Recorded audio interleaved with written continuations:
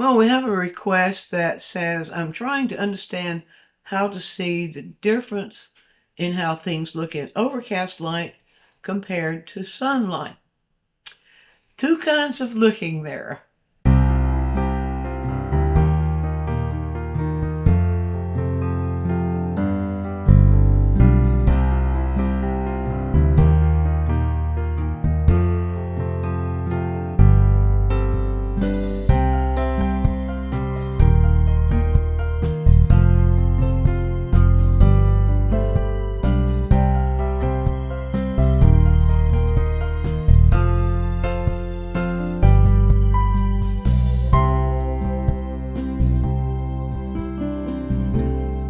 Well, in all the quick tips, I try to approach it in a way that you can use it in your painting no matter what your subject is.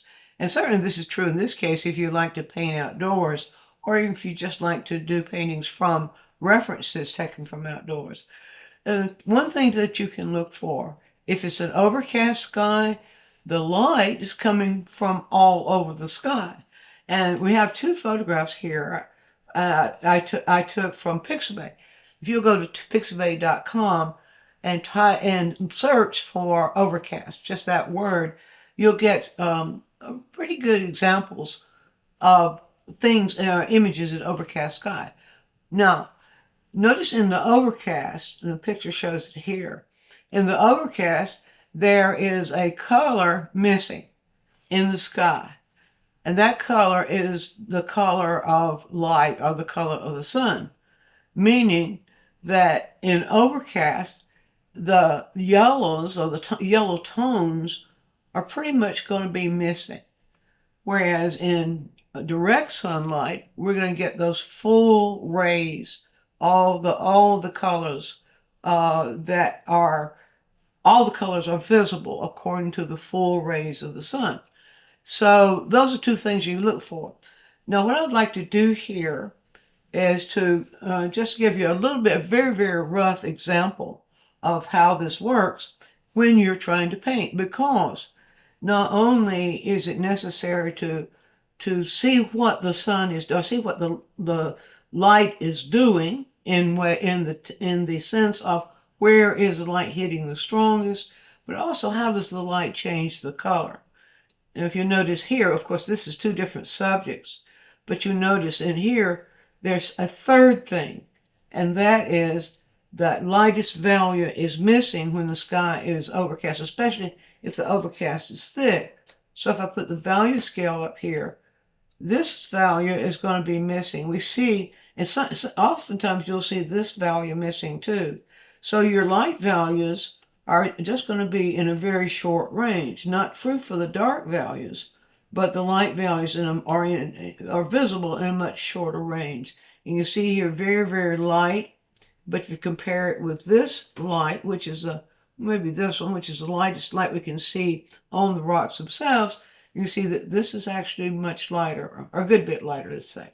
So those are three things. Observe where the light is coming from, observe the color of warm that's missing, I might say, and then also observe that there is a value missing. Now, there are other things to consider, and as I said, I'm going to give you a very rough, just an illustration more than a demonstration here. Let's just create a rock. I'll just do it here with this pen, and let's create one that is doing something similar to what that is doing. Now we'll create a surface that leans that way. Well, these surfaces are leaning that way. This surface is tilted, we might say, that way. And then we'll create another surface that is tilted in this direction. I'm going to say something like that. Now, then I'm going to do a similar thing down here with the same idea. And I hope you can see that. I made that the pen is very, very light, but hope you can see. I'm just going to give just a very rough idea of how that rock is shaped, and those two rocks, that the replication there. Right now, I won't be doing any negative space or any environment around it. Just want to show you what we observe that that particular kind of light is doing. Now, in terms of color here, I'm going to just use a single color, which is not related necessarily to either one of these. Now, the color I'm using here is a red-orange. You might think that's odd I said red-orange because a lot of people would give you the tube color name. Well, I have trained myself and I try to help my students to think this way too. Think of your tube colors in terms of the hue that's in them, and then you'll know what to do with them.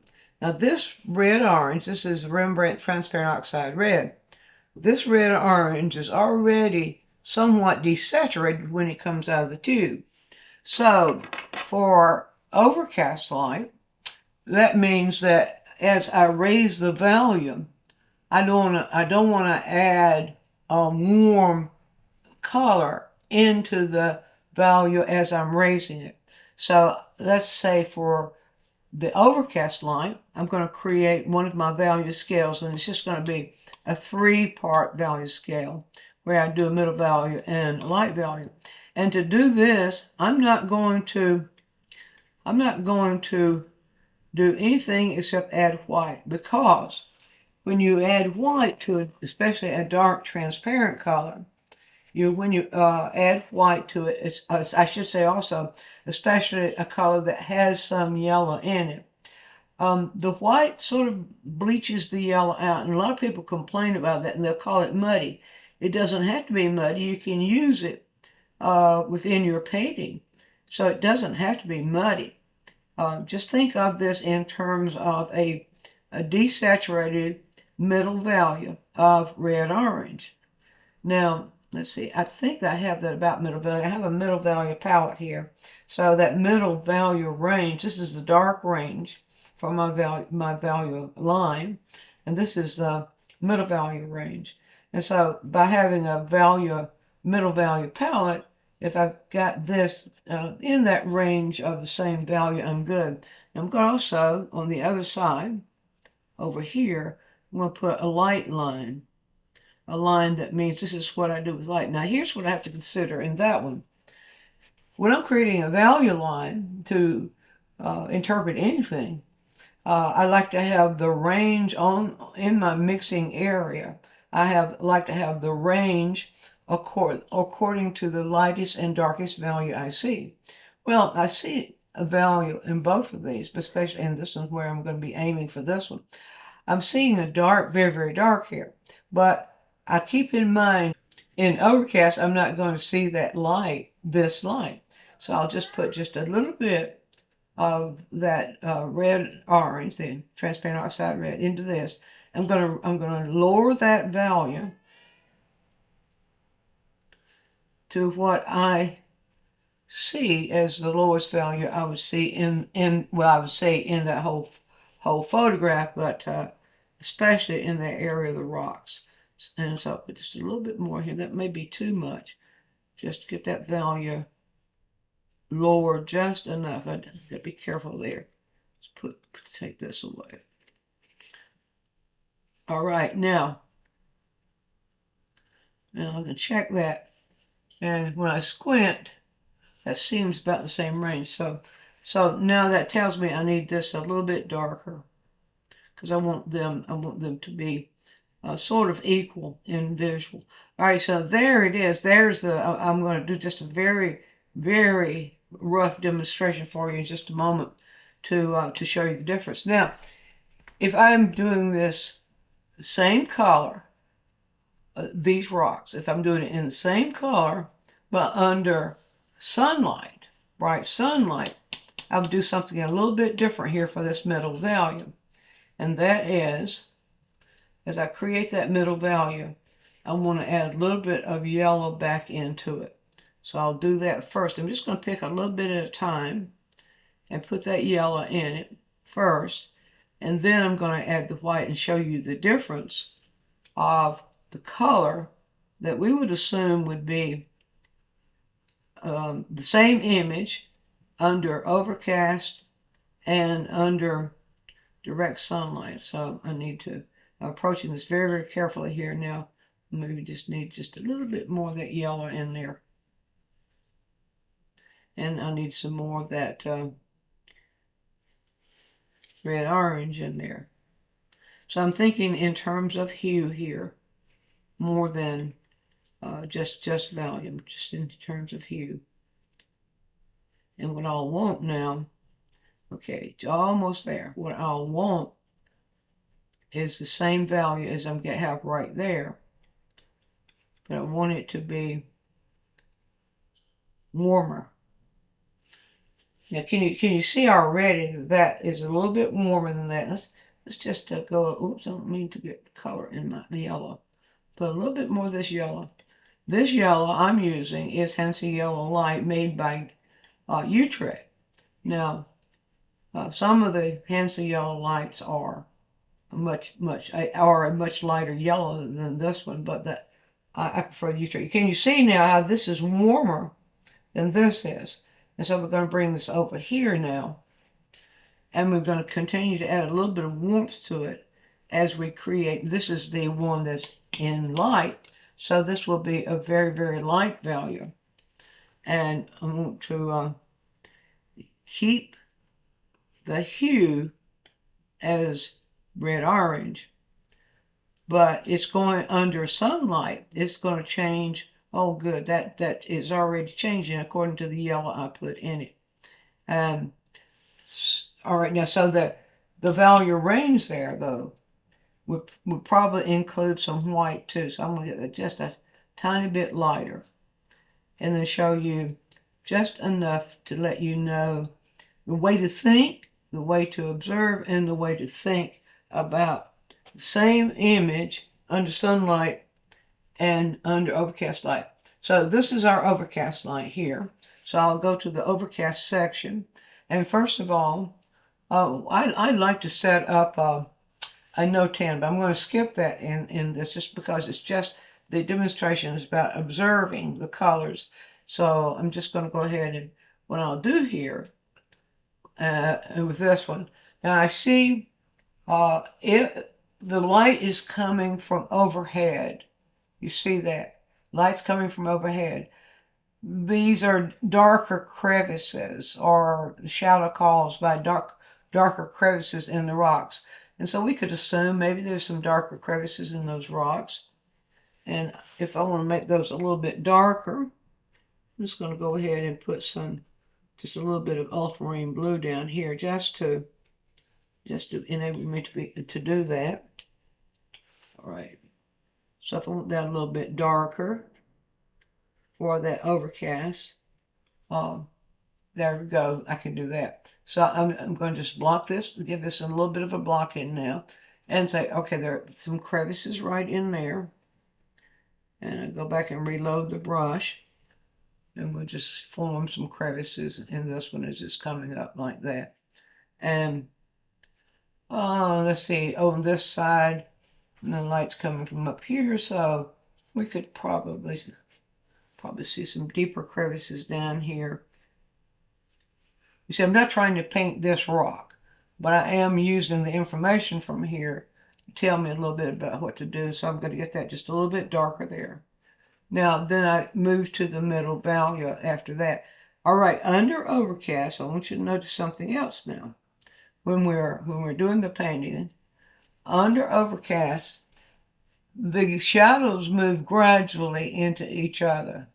Sometimes you'll see them a little bit sharper, like we do see here, and that photograph really doesn't show what we would actually see if we were there. It sort of overexposes a little bit like photographs will do.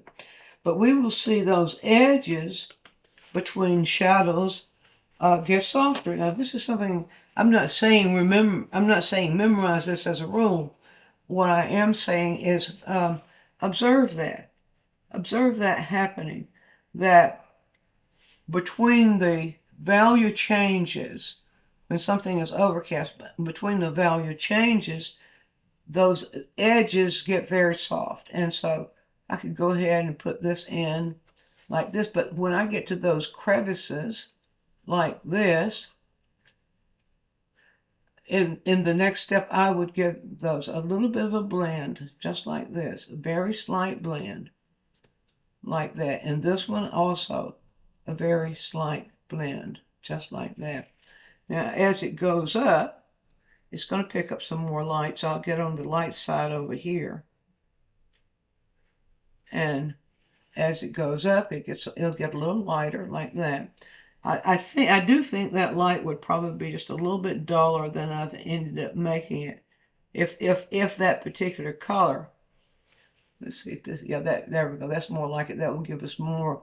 What I did was add the blue to that red orange, and the blue here. This is just ultramarine blue. The blue and neutralizes the orange and the red orange just a little bit more, and that's what helps to give us that. So let's do that.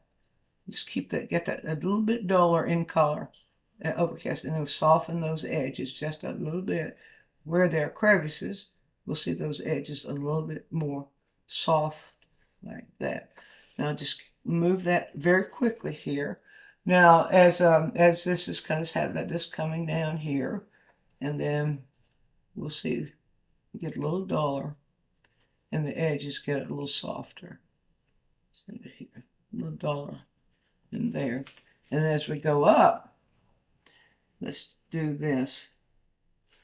As we go up, this is the lightest light that we'd be able to see. Something like that. And move into here. Wouldn't hurt to get that just a little bit duller too. A little bit duller. And let's get that, let's give that rock some shape like that. And we blend those edges. So the edges between shadow areas, we will see soft. There's softer edges. Now I'm going to do just a little bit more to sort of give that a little bit more shape. Let's give it right up here. Let it get a little bit darker up there. And then as it gets into here, just a little bit more shape like that. And we come down in here. Let's give that just a little bit more shape right in here. Let's get that just a little bit, let that shadow area sort of gradually move into that lighter area like that. That gives us, now that maybe I've interpreted that just a little bit too bright for Overcast. So I'll dull that up with a little bit of blue and soften those edges, and let's just let that sort of do that. And that would be sort of how we might see this particular rock shape in Overcast. Let's get that just a tiny bit duller right in here, like that. Now the difference, hit and misses there. Soften those edges, soften those edges. Looks more like a turtle's back than a rock. You know, I've seen rocks in shapes of turtles' backs and that sort of thing.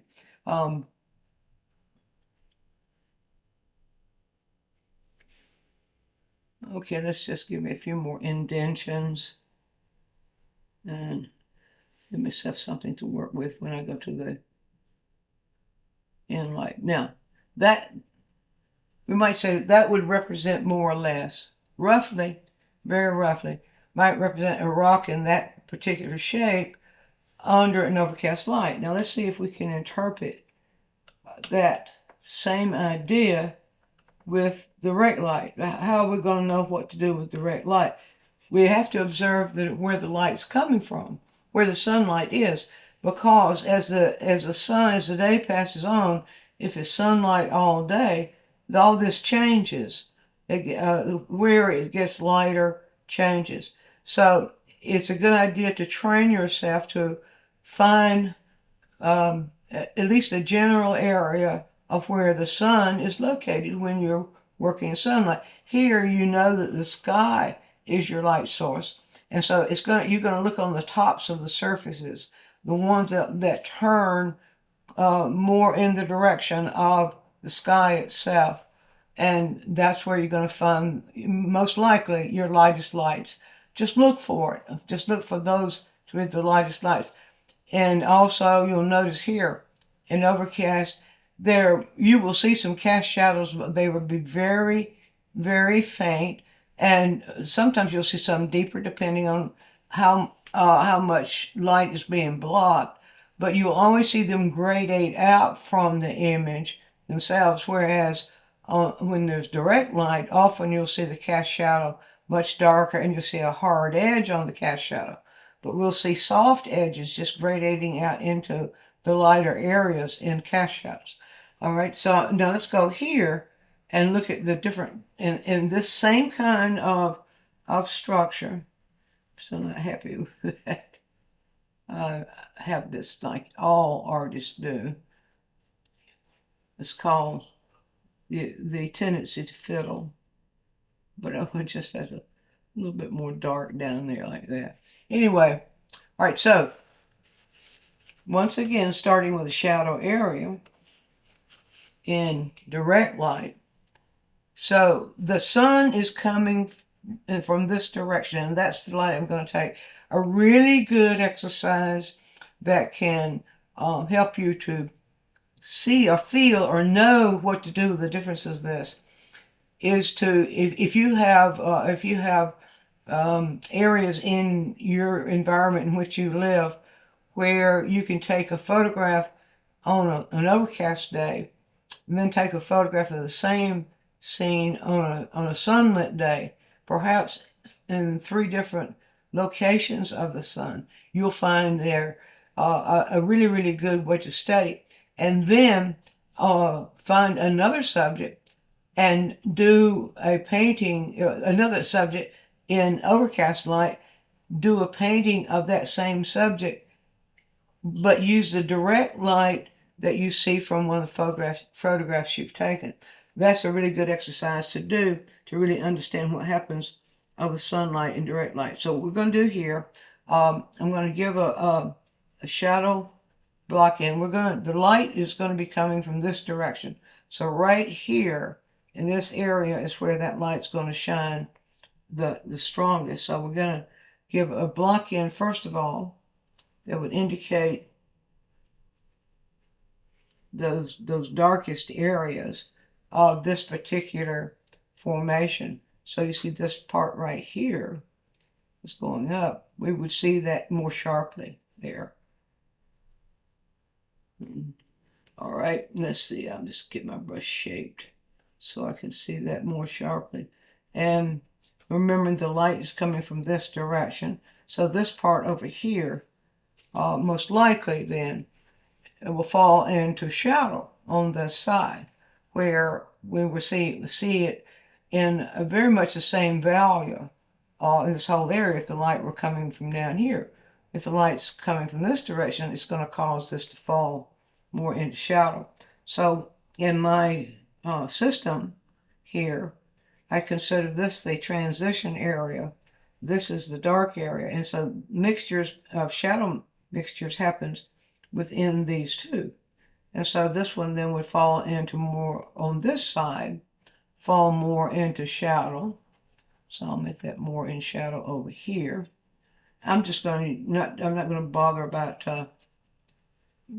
you changing the color too much, just to give you the idea of a similar image, and that probably a little bit of shadow over there. Let's get that just a little bit darker right in here. And of course that would be more in shadow on this side over here. You see if it's coming down, then this entire shape over here will fall more into shadow. And then maybe some little crevices and so on. And light's coming in this direction. All right, let's see if we can show the difference there now. Rather than it being lit from the top, such as this, it's being lit from this direction. So we'll just go right over here and pick up this and begin to block this in on this side like that. So get that blocked in. And if the light's coming from this direction, if this turns like that, if this turns, then the light would sit on top like that of the turn. So get that like that. And then we will often see little pieces being lit. And we will see some variations in values. In the darker, on the shadow sign, we'll see some variations in value, but they'll stay within that value range. When we have those variations of value, they'll stay within that value range. The edges, if there are sharper edges, those edges will be sharper. I should say, look for it. Look for it. I'm not trying to, as I said, the idea is not to memorize, but to observe what would those shadows be doing. And so we'll see them. We'll see the sharper edges like I've created right there. Now, let me get that just a little bit sharper in a moment. And let's get a little bit more of this color. I'm going to interweave some of this in here now to indicate some crevices that are not going to be lit, and perhaps on this side too. If we had a landscape behind there, that would define the light. And I'll probably get suggestions from somebody saying that I should. I should paint the light behind if I really I should paint the landscape behind if I'm going to really show it. Okay, we'll just take that as I'm very much aware that I could do that. And then that will take care of any of those who would like to tell me what I failed to observe. All right, now let's get that just a little bit more, get a little bit more differences here. Show that a little bit sharper there. And create that just a little bit deeper shadow there. Maybe we could have a little bit of reflected light, or an area turned slightly away from the sun, but still gathering the sun, sort of like in here. And give just a little bit more variation here. A few little sharper edges right there. And let's see. Sharpen this edge just a little bit there. There it comes down like that. Something like that. So this is maybe perhaps a bit extreme, but it gives you an idea of how to observe what the light is doing and what the shadow's doing, and then how to make decisions about the colors you choose. That for overcast light, your colors are going to be relatively dull. The saturation of colors gets a little bit subdued in overcast light because we don't have that really, really bright light that brings that saturation out. And we're going to be missing some yellow in that overcast light.